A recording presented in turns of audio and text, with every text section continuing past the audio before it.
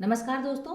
साहित्य की ओर में आज की कहानी है शकुंतला शर्मा जी द्वारा लिखी गई कहानी काहे को ब्याही विदेश। सौम्या, कहाँ थी तुम? तुझे फोन कर करके थक गई मैंने कहा था ना आज जल्दी आ जाना। तेरी रोमा बुआ कुछ खास मेहमानों के साथ आ रही हैं। वे लोग तुमसे ही मिलने आ रहे हैं और तुम ही घर से गायब हो। आखिर थी कहाँ तुम? नमिता हैरान परेशान स्वर में बोली। बैंक छोड़कर कहाँ जाऊंगी मैं? आज बैंक में बहुत काम था, चाह कर भी फोन नहीं कर पाई मैं। पर अब आपसे कुछ आवश्यक बात करनी है। बात और इस समय? बेटे, मेहमान किसी समय भी आ सकते हैं। मुझे कितना सारा काम निपटाना है। तुम्हें भी तैयार होना है। मेहमानों के जाने के बाद फुर्सत से बात करेंगे। तब तक बहुत देर हो जाएगी माँ, सौम्या चिंतित स्वर में बोली। आ गई सौम्या? तब तक उसके पापा सोमेश मिठाई नमकीन लेकर आ गए थे। आ भी गई है, पर पता नहीं कौन सी जरूरी बात करने पर अड़ी है। मेरे पास तो समय है नहीं, तुम सुन लो उसकी समस्या। नमिता देवी ने अपनी जान छुड़ाई। नहीं, मेरी बात आप दोनों को ही सुननी पड़ेगी। रोमा बुआ आ भी गई तो क्या हो जाएगा, मैं उनसे भी बात कर लूंगी। सुन भी लो, क्या कहना चाहती है तुम्हारी लाडली। ठीक है, कहो क्या बात है। सोमेश बाबू ने हथियार डाल दिए। पिछली बार आपने जहां विवाह करने को कहा मैं आंख मूंद कर तैयार हो गई थी, पर अब नहीं। मैं जिस त्रासदी से गुजरी हूं आप कल्पना भी नहीं कर सकते। उतनी शीघ्र दूसरे विवाह के लिए मैं तैयार ही नहीं हूं। पता नहीं कभी तैयार हो भी पाऊंगी या नहीं। आप दोनों ने मेरा बहुत साथ दिया है। आपकी सहायता से ही मैं अपने पैरों पर खड़ी हो पाई हूँ। मेरी इतनी सी विनती मान लो, मैं आपके हाथ जोड़ती हूँ। बोलते हुए सौम्या के नेत्र डबडबा आए, स्वर भर्रा गया।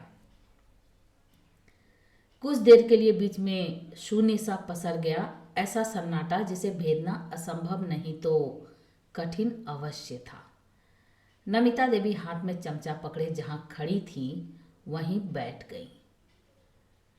सौम्या बेटे, तुम समझ क्यों नहीं रही? हम सदा नहीं बैठे रहेंगे। माना अब तुम्हें ठीक ठाक सी नौकरी मिल गई है, पर अभी पहाड़ सा लंबा जीवन पड़ा है तुम्हारे सामने। तुम्हारा भाई नयन कहता तो है कि तुम्हारा ध्यान रखेगा, पर उसका अपना परिवार है। इंसान को बदलते देर नहीं लगती। वैसे वह भी कई बार तुम्हारे विवाह की बात कर चुका है। पापा, आप तो सब जानते हैं। मुझे नहीं लगता कि मैं किसी अन्य के साथ तालमेल बिठा पाऊंगी। सौम्या ने फिर से आग्रह किया। सुन लिया, हम यूं ही हलकान हो रहे हैं, पर तुम्हारी बेटी को तो चिंता नहीं है। वह तो अपने माँ बाप को ही दोषी ठहरा रही है। पहले ही पूछ लिया होता तो हम इस झंझट में पड़ते ही क्यों? सोमेश तीखे स्वर में बोले। इस तरह धीरज क्यों खोते हो? उसकी पूरी बात तो सुन लो। उसकी मना स्थिति को समझने का प्रयत्न करो। मैं भी सौम्या से सहमत हूँ। मैं तो स्वयं नहीं चाहती कि पहले की कहानी दोहराई जाए। अब तो हमें हर कदम फूंक फूंक कर रखना पड़ेगा।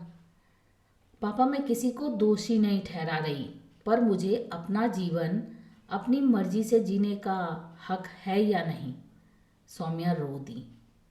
शुभ शुभ सोचो बेटी, तो सब कुछ अच्छा ही होगा। चलो कुछ खा पी लो और झटपट तैयार हो जाओ। किसी के मिल लेने का यह अर्थ तो नहीं है कि तुम्हें विवाह करना ही पड़ेगा। मिल लो, सोच लो, समझ लो। तुम्हारा मन ना माने तो ना सही, हम तुम्हारे ऊपर दबाव नहीं डालेंगे। नमिता ने आश्वासन दिया। आश्वस्त होकर सौम्या अपने कमरे में चली गई, पर तैयार होने का मन नहीं हुआ। थकी हारी बैग एक ओर फेंककर सोफे पर ही पसर गई। आंखें मूंदी तो पुराने दृश्य चलचित्र की भांति गुजरने लगे। उसके सपनों का राजकुमार सफेद घोड़े पर बैठकर नहीं, हवाई जहाज में बैठकर आया था। सब कुछ आनन फानन में हो गया। उसके दूर के चाचा चाची ने बिचौलियों की भूमिका निभाई थी। मित्र संबंधियों ने सुना तो उसके चमत्कारी भाग्य की प्रशंसा के पुल बांध दिए। वह स्वयं भी अपने सौभाग्य पर इतराती थी। राजकुमार अपने माता पिता और छोटी बहन के साथ आया था। उपहारों का आदान प्रदान हुआ और मंगनी हो गई। उसके लिए अमेरिका से आए राजकुमार और उसके परिवार के लिए पापा ने जी खोलकर पैसा खर्च किया। डॉलर वाले संबंधियों पर रौब जो डालना था, इस चक्कर में अपना बजट गड़बड़ा गया था। माँ ने विरोध भी किया था। हम तो अपनी चादर के अनुसार ही पैर फैलाएंगे ना, सोमेश को नमिता ने समझाया था, पर सोमेश ने ठहाका लगाकर बातों को अनसुना कर दिया था। एक ही तो बेटी है मेरी, उसकी धूमधाम से शादी करने के लिए मैंने सारा प्रबंध कर रखा है। होंगे वे डॉलर वाले, पर हम भी उनसे कम नहीं हैं। तुम तो बस सौम्या के विवाह की तैयारी करो और जी भरकर आनंद उठाओ। ऐसे अवसर क्या रोज आते हैं? मंगनी में वर पक्ष को बड़े से रिजॉर्ट में ठहराया गया। उनके अनेक भारत में रहने वाले संबंधी समारोह में भाग लेने आ पहुंचे। वर पक्ष की इच्छानुसार उनके स्वागत सत्कार को लेकर सब वाह वाह कर उठे। विवाह का प्रबंध उससे भी अधिक शानदार था। वर पक्ष 5 सितारा होटल न्यू ताज में ही सारा प्रबंध चाहते थे। उसके पापा ने केवल विवाह ही नहीं, वर पक्ष के 10 दिनों के लिए वहाँ ठहरने का प्रबंध भी किया था। आज वह सोचती है क्या हो गया था उसको। उस समय सावधानी से सोच विचार किया होता तो आज स्थिति कुछ और होती। मन होता है चीख चीख कर भावी वधुओं के माता पिता को चेता दे, सामर्थ्य से अधिक खर्च करके अपने और अपनी बेटियों के भविष्य को अंधकारमय ना बनाएं। फिर स्वयं ही अपनी सोच पर खिलखिलाकर हंसती थी। उसकी बात सुनकर सब उसका उपहास ही करेंगे, पर उपदेश कुशल बहुतेरे। हंसी के बीच में ही नैन डबडबा आए थे। कितनी ही बातें उसने माँ पापा और बड़े भाई नयन को अब तक नहीं बताई थी। अपनी सामर्थ्य से अधिक खर्च करने पर भी वर पक्ष का मुंह सीधा नहीं हुआ था। वे अपने व्यवहार से यह प्रकट करना चाहते थे कि उनके परिवार का स्तर सौम्या के परिवार से अधिक ऊंचा है। अजीबो गरीब मांगे थी उनकी। उसके पति मनीष उर्फ मोंटी और उसकी माँ गीता ने साफ कह दिया था कि मेहंदी नहीं लगवानी है। उसे आज भी याद है कितना फूट फूट कर रोई थी वह। शादी की मेहंदी लगवाने को लेकर कितनी उत्साहित थी वह। सौम्या तो चुप रह गई थी, पर नमिता स्वयं को रोक नहीं पाई थी। यह क्या कह रही हैं आप? हमारे यहाँ तो दुल्हन ही नहीं दूल्हे को भी मेहंदी लगाई जाती है। वैसे भी मेहंदी के बिना दुल्हन दुल्हन जैसी लगती ही नहीं। यहाँ तो हाथों के साथ बाहों तक में मेहंदी लगाई जाती है। पैरों में भी घुटनों तक मेहंदी लगवाने का रिवाज है। वैसे भी विवाह में मेहंदी लगाना शुभ मानते हैं, सौभाग्य की निशानी होती है, वे बोली थीं। कैसी दकियानुसी विचार हैं आप लोगों के। यूएस में इस तरह मेहंदी लगवाना कोई पसंद नहीं करता। मेरी सहेलियां तो जी भरकर उपहास करेंगी। मोंटी को तो यह गंवारपना पसंद ही नहीं है ना मिनी? उन्होंने पास खड़ी अपनी बेटी से पूछा था। उस बेचारी को क्या पता, उसने भारतीय विवाह शायद ही देखा हो, नमिता बुझे मन से बोली। हमारे बहुत से भारतीय मित्र हैं, कुछ अब भी पुराने दकियानुसी तरीके से रहते हैं, पर हमारे बच्चे आधुनिक तरीके से पले बढ़े हैं, यह सब पसंद नहीं करते। नमिता चुप रह गई थी, पर मन में कुछ खटक गया था। उनकी फूल सी बेटी इन लोगों से कैसे निभा पाएगी। उन्होंने सोमेश के सामने अपना डर व्यक्त भी किया था, पर उन्होंने हंसकर टाल दिया था। तुम तो यूं ही घबरा जाती हो। हर विवाह में ऐसे छोटे मोटे मनमुटाव होते हैं, पर बाद में सब ठीक हो जाता है। मेहंदी लगाने को मना कर दिया तो क्या हो गया, मत लगाओ। तुम लोगों को भी बात का बतंगड़ बनाने की आदत पड़ गई है। वे आशंका को निर्मूल बताते हुए व्यस्त हो गए थे। सौम्या को भी लगा कि वे लोग ज़्यादा ही मीन मेख निकालकर रंग में भंग डाल रहे थे। वैसे भी बात इतनी आगे बढ़ चुकी थी कि पैर खींचने का समय नहीं था। उसने भी स्वयं को समझा लिया था। विवाह समस्त छोटी छोटी कठिनाइयों के बावजूद निर्विघ्न संपन्न हो गया तो सबने चैन की सांस ली थी।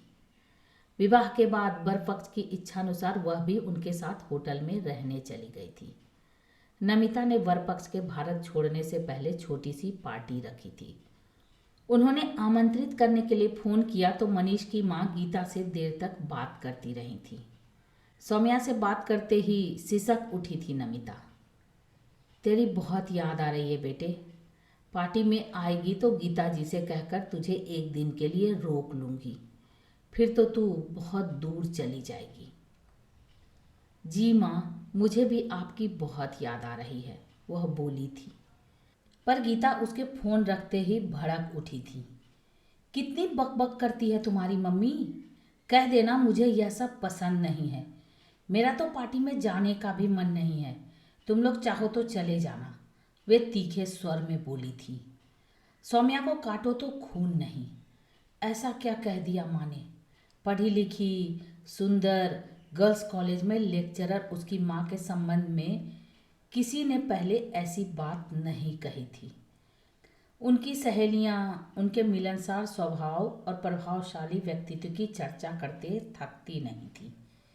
किसी और ने उसकी माँ के संबंध में ऐसा कुछ कहा होता तो पता नहीं वह क्या कर बैठती, पर उस दिन मन महसूस कर रह गई। उस पर मिनी मुंह दबाकर कुछ इस प्रकार हंसी थी कि सौम्या सबके सामने भी फपक उठी थी। लो, ऐसा क्या हो गया? तुम्हारे डर से हमारे हंसने बोलने पर भी रोक लग जाएगी क्या? उत्तर मिनी ने नहीं, गीता ने दिया था। मोंटी उर्फ मनीष अपने पापा के साथ अपने किसी दूर के संबंधी से मिलकर शाम ढले लौटा था। मोंटी बेटे, तुम अपनी पत्नी को उसके घर ले जाओ। मेरा तो जरा भी मन नहीं है। बहुत थक गई हूँ। कल ही तो वापसी है। जाने की तैयारी भी तो करनी है। मम्मी बुरा मान जाएंगी। उन्होंने तो सबको आमंत्रित किया है, सौम्या ने दबी जबान में कहा था। बहुत समझो कि मैं मोंटी को भेज रही हूँ, नहीं तो तुम्हें अकेले ही जाना पड़ता। गीता का स्वर इतना तीखा था कि सौम्या सहम कर चुप हो गई थी। मनीष के पापा ने भी जाने में अपनी असमर्थता दिखाई थी। सौम्या और मोंटी को अकेले देखकर नमिता का चेहरा उतर गया था। मेहमान क्या कहेंगे, इससे अधिक उन्हें सौम्या की चिंता सताने लगी थी। मोंटी भी मेहमानों से अलग थलग मुंह फुलाए बैठा था, मानो सौम्या के साथ आकर उसने कोई बड़ा उपकार किया हो। गीता जी ने अनुमति दे दी है ना आज रात हमारे साथ रहने की? एकांत मिलते ही नमिता ने सौम्या से पूछा था। पता नहीं माँ, मुझे तो उनसे डर लगता है। उनके मन की थाह लेना बहुत कठिन है। अरे वाह, कल ही तो तू चली जाएगी, फिर पता नहीं कब मिलना हो। तुमने नहीं पूछा तो मैं फ़ोन किए लेती हूँ। नमिता फ़ोन की ओर बढ़ी थी। नहीं मम्मी, उन्हें पसंद नहीं है। कह रही थी आप उन्हें घड़ी घड़ी फ़ोन ना किया करें। सौम्या ने उनका हाथ थाम लिया था। क्या? क्षोभ और अपमान से नमिता की आंखें छलछला आई थी। शीघ्र ही उन्होंने स्वयं को संभाल लिया था। ठीक है, तो मैं मोंटी से पूछ लेती हूँ। वे हॉल की तरफ बढ़ गई थी। आज तुम दोनों यहाँ हमारे पास ही ठहर जाओ, कल यहीं से एयरपोर्ट चले जाना। यह तो संभव नहीं हो सकेगा।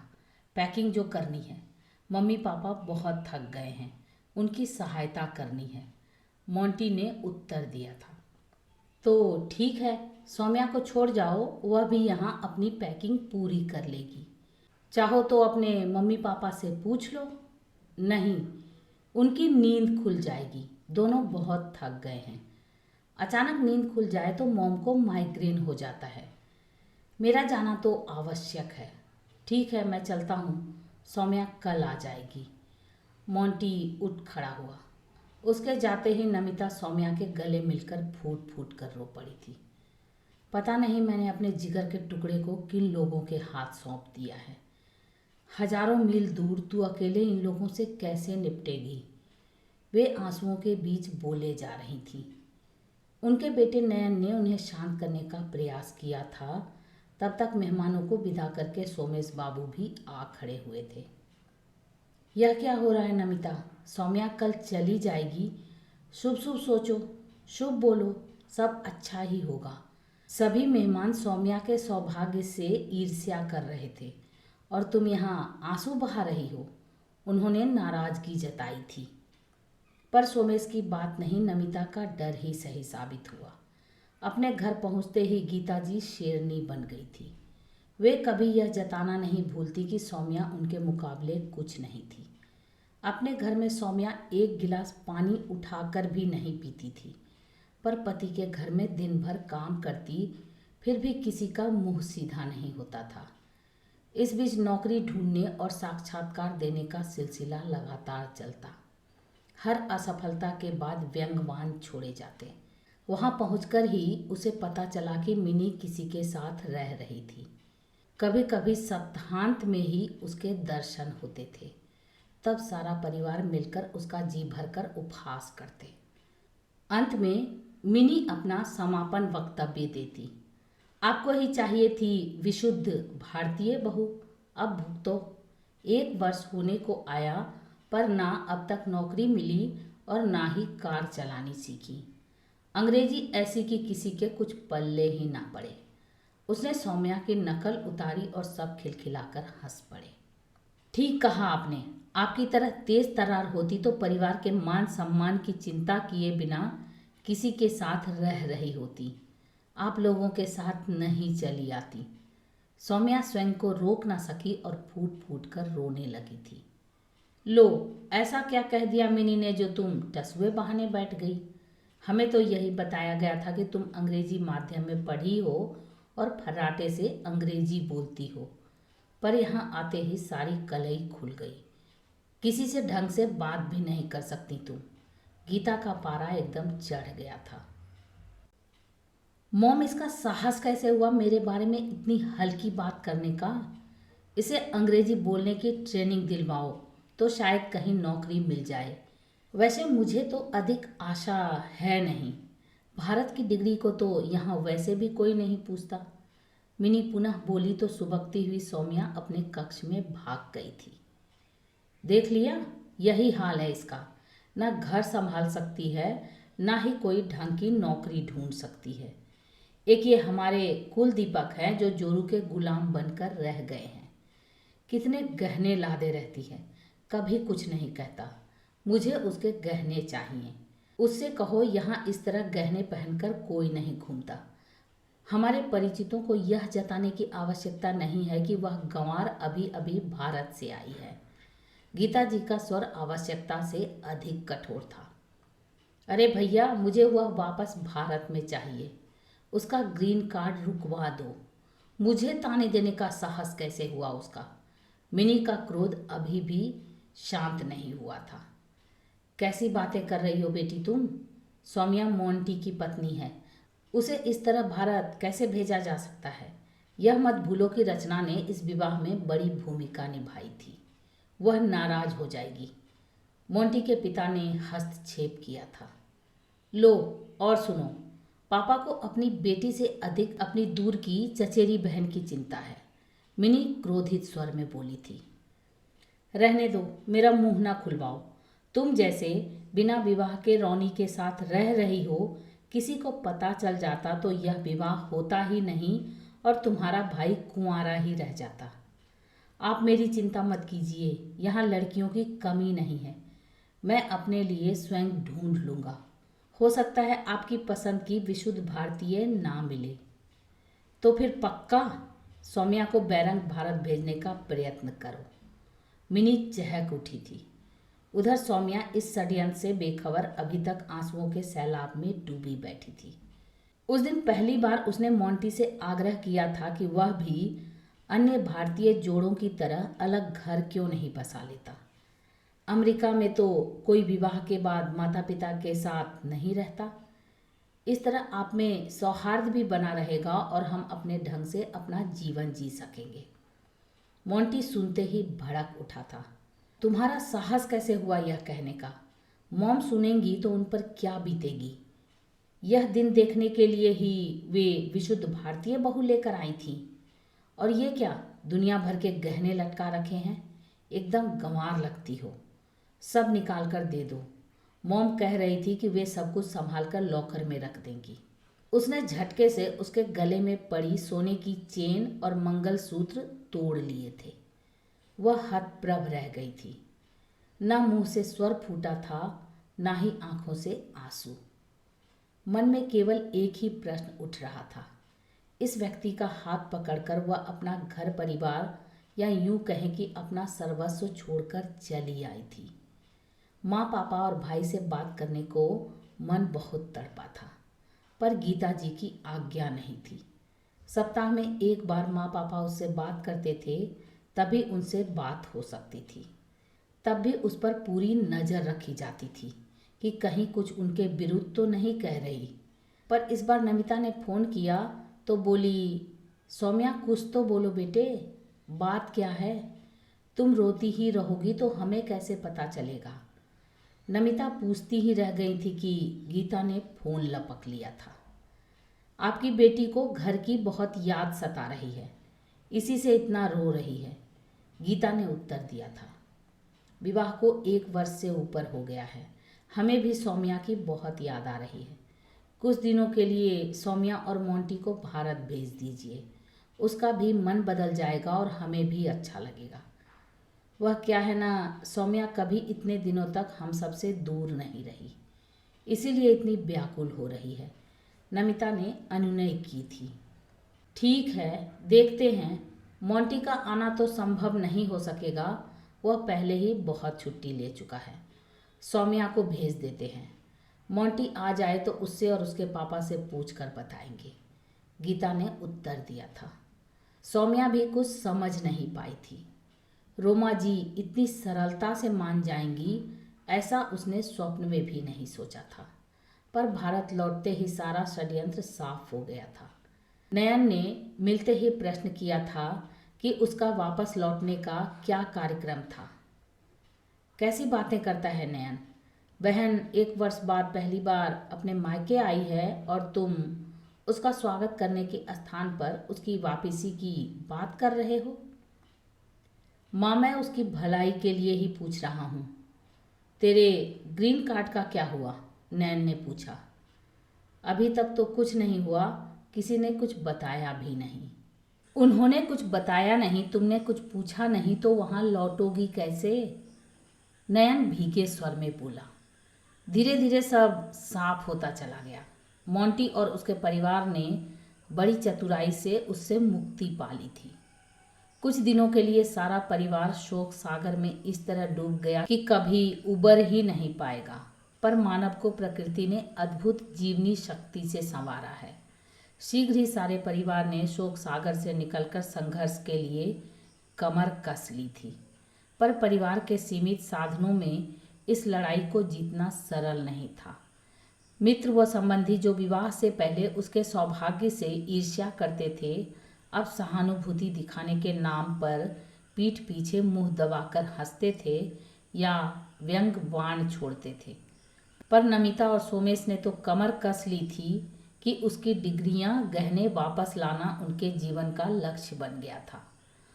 उसके चारों ओर उन्होंने कवच सा बना दिया था।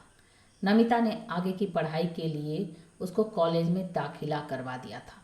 पढ़ाई से अधिक उसके सहपाठियों के साथ ने उसके जीवन को नई दिशा दी थी। पहली बार लगा कि इस संसार में केवल वह दुखी नहीं थी। समस्याएं नए रंग रूप धरकर लगभग सभी के सामने मुंह बाए खड़ी थी। अंततः उसे मोंटी से छुटकारा मिल गया था। उसके गहने तथा अन्य सामान लौट आए थे और वह उस दिन फूट फूट कर रोई थी। पर उसने स्वयं से वादा किया था कि अब वह कमज़ोर नहीं पड़ेगी और जो कुछ हुआ उसे दुस्वप्न समझकर भुला देगी। पर उसका परिवार उसे कुछ भी भूलने देना नहीं चाहता था। हर दिन विवाह प्रस्ताव उसके सामने रखे जाते और पुरानी बातें तरोताज़ा हो उठती। पर रोमा बुआ ने तो हद कर दी। आज ना जाने किसे लेकर आ रही हैं। विचारों का यह बवंडर ना जाने कब तक चलता रहा कि तभी नमिता ने द्वार खटखटाया। सौम्या, क्या करने लगी बेटी? तेरी रोमा बुआ का फ़ोन आया है कि वे किसी भी क्षण यहाँ पहुँचने वाली हैं। माँ, मुझे नहीं मिलना किसी से, मुझे ज़ोर से नींद आ रही है। रोमा बुआ से मेरी ओर से क्षमा मांग लेना और उनका स्वागत सत्कार करके विदा कर मेहमानों को। सौम्या पुनः निद्रा देवी की गोद में समा गई। नमिता देवी ने आव देखा ना ताव ठंडा पानी सौम्या के मुंह पर उड़ेल दिया। क्या कर रही हो माँ? सौम्या उठकर खड़ी हुई। जल्दी तैयार हो जा, मैं चलती हूँ, ढेरों काम पड़ा है। ऊपर से कमर बुरी तरह दुख रही है। सौम्या एक क्षण को चौंक गई। पता नहीं वह क्यों अपने अतिरिक्त और किसी के संबंध में सोच ही नहीं पाती। बेचारी माँ किसी के सामने अपना दुखड़ा भी नहीं रो सकती। अपनी लापरवाही के लिए स्वयं को कोसती वह जल्दी से तैयार होकर नमिता के पास जा पहुंची। बताओ माँ, क्या काम करना है? कब तक यूं ही अकेले खटती रहोगी? मैंने तुझसे ढंग से तैयार होने को कहा था। तू यह पुराना चूड़ीदार कुर्ता पहनकर आ गई। अच्छी सी साड़ी पहन ले। हरे बॉर्डर की सिल्क की साड़ी तेरे ऊपर खूब फबती है। साथ में हरा पन्ने का सेट पहन ले, 4 चांद लग जाएंगे। नमिता बड़े प्यार से बोली थी। माँ, मैं साड़ी पहनूं या सूट, जैसी हूँ वैसी ही लगूंगी। सच कहूँ तो सजने संवरने में मेरी रुचि ही नहीं रही। सौम्या अपनी बात पूरी कर पाती उससे पहले ही मेहमान आ पहुँचे और सब उनके स्वागत सत्कार में जुट गए। उन्हें ड्राइंग रूम में सोमेश बाबू के हवाले करके रोमा बुआ अंदर नमिता के पास आ गई। भाभी, यह समझो कि आनंद हीरा है, हीरा। यहाँ बात बन गई तो यह समझो कि सौम्या राज करेगी। घर और वर दोनों लाखों में एक। मैं तो कहती हूँ अभागी थी इसकी पहली पत्नी जो ऐसे सजीले वर को छोड़कर चली गई।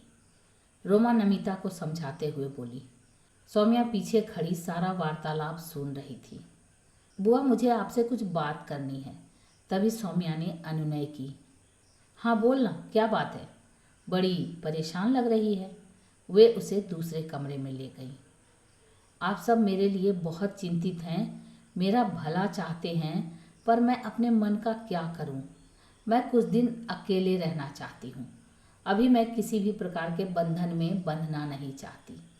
मैं पहले विवाह की कड़वाहट को भुला नहीं पा रही हूं।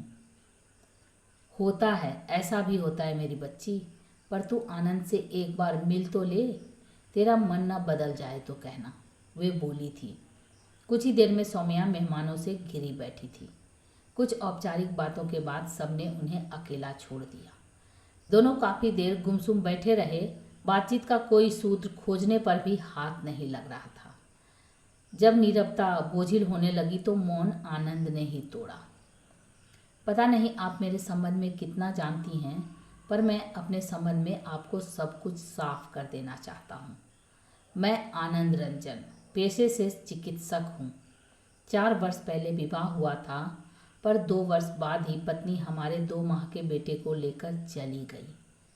उसके बाद क्या हुआ मैं विस्तार से बताकर आपको बोर नहीं करूँगा। बस यह समझ लीजिए कि इस चक्कर में मेरे परिवार के जेल तक जाने की नौबत आ गई। मित्रों संबंधियों ने बीच में पड़कर हम दोनों को तलाक दिलवा दिया। अब मैं अकेला ही अपनी मर्जी का मालिक हूँ और पुनः इस झंझट में नहीं पड़ना चाहता। आप सोच रही होंगी कि मैं यहाँ आपसे मिलने आया ही क्यों?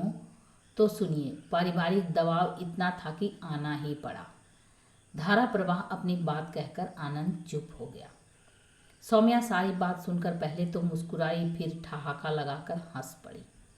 क्या हुआ? मैंने कोई चुटकुला तो नहीं सुनाया जो आपकी हंसी थम ही नहीं रही? आनंद गंभीर स्वर में बोली। ऐसा कुछ नहीं है जैसा आप सोच रहे हैं।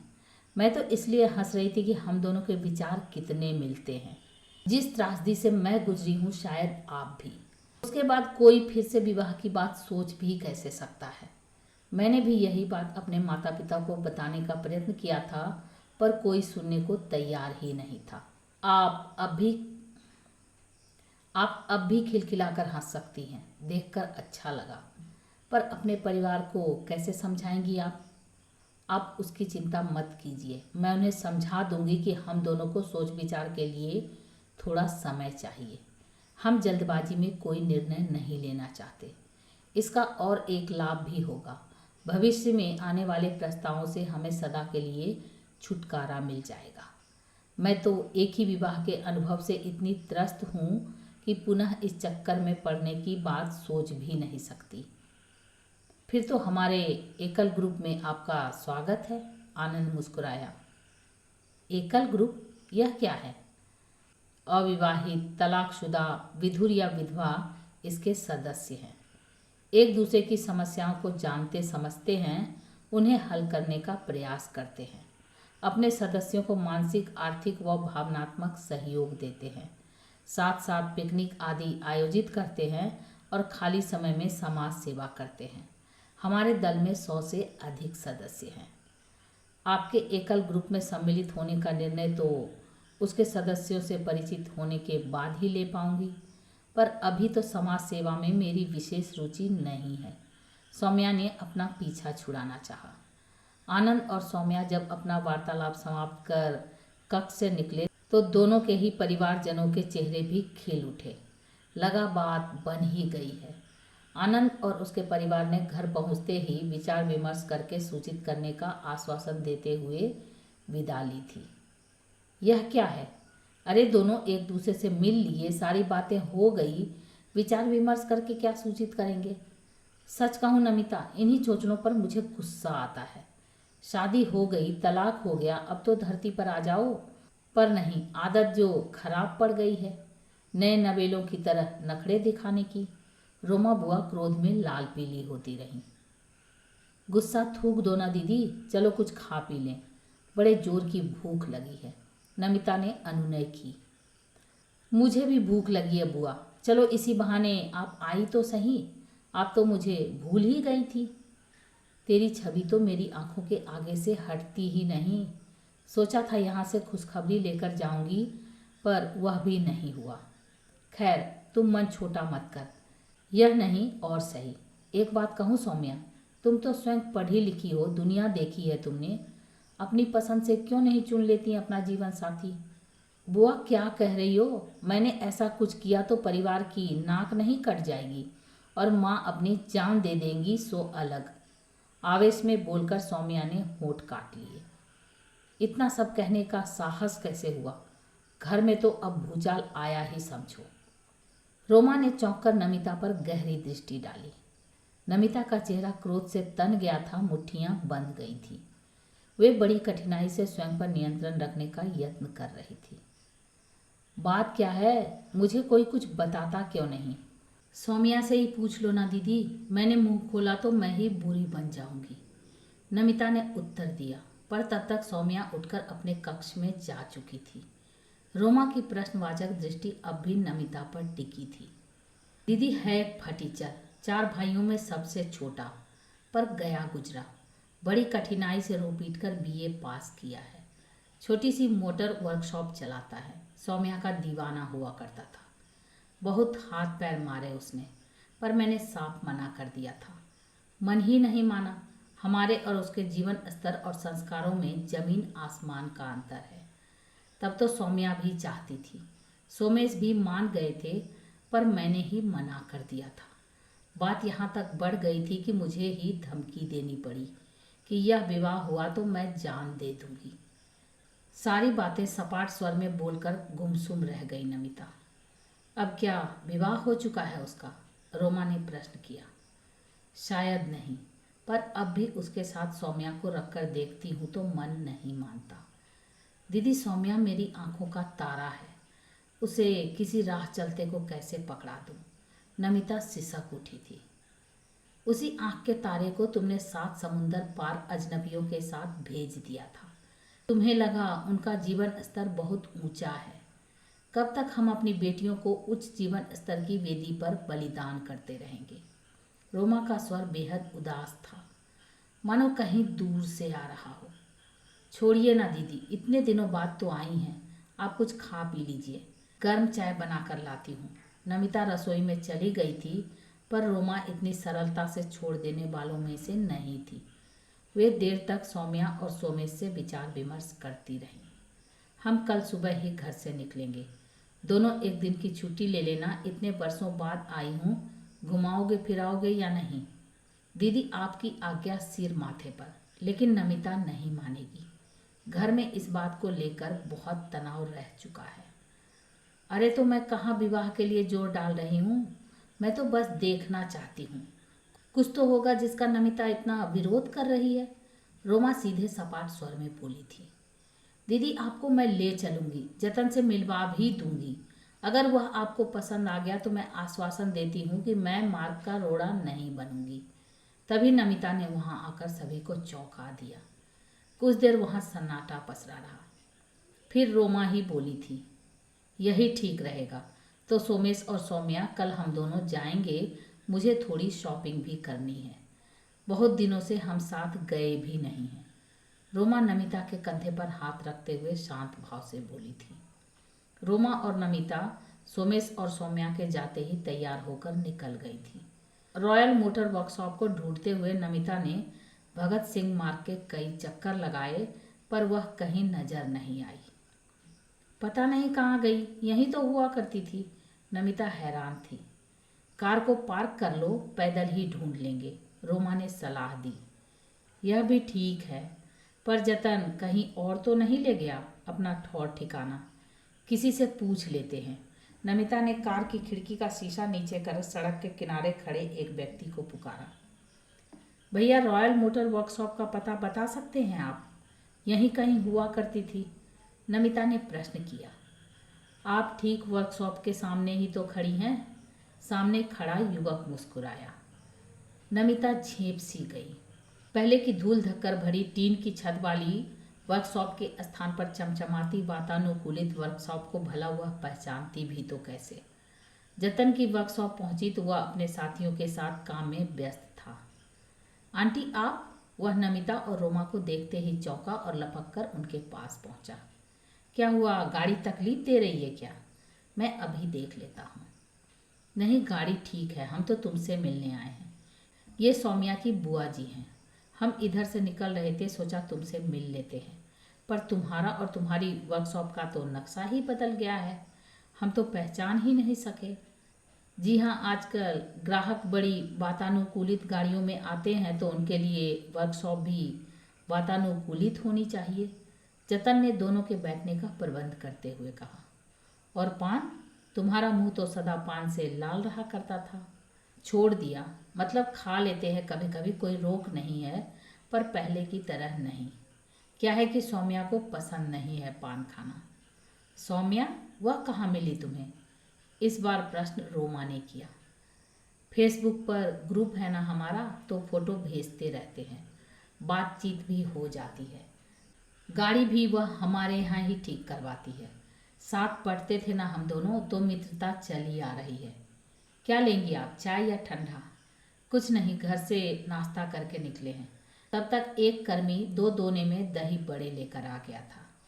ये तो खाने ही पड़ेंगे, इतने स्वादिष्ट होते हैं कि इस सड़क पर आने वाला कोई व्यक्ति इन्हें खाने का लालच छोड़ नहीं सकता।